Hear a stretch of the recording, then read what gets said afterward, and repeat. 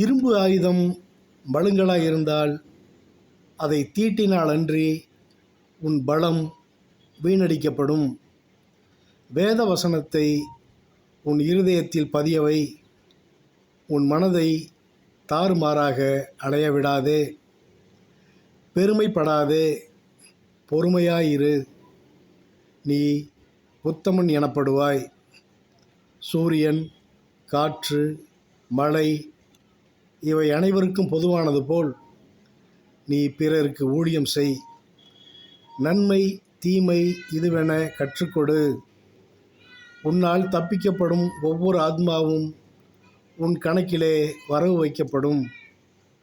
பரலோகத்தில் உன் செல்வம் பெருகும். எல்லா நதிகளும் ஓடி விழுந்தாலும் என்றுமே நிரம்பாத சமுத்திரம் போல் நீ வேதத்தை படிக்கும் பொழுது உன் அறிவு ஞானம் பெருகுமே அன்றி முடிவடையாது. குப்பை மேட்டில் உள்ளவனை கோபுரத்திலும், கோபுரத்தில் உள்ளவனை குப்பை மேட்டிலும் வைக்க அவருக்கு ஒரு நொடி போதும். நல்ல சமாரியனாகிய நம் தேவன் உன்னை பாவமான காரியங்களில் இருந்து மீட்டு சத்திரமாகிய பரலோக ராஜ்யத்தில் உன்னை கொண்டு போய் சேர்ப்பார். மீட்பு சமீபம் ஆனபடியால் அவர் பாதத்தை பிடித்து கொண்டே பரலோகம் செல். ஆமேன், ஆமேன், ஆமேன்.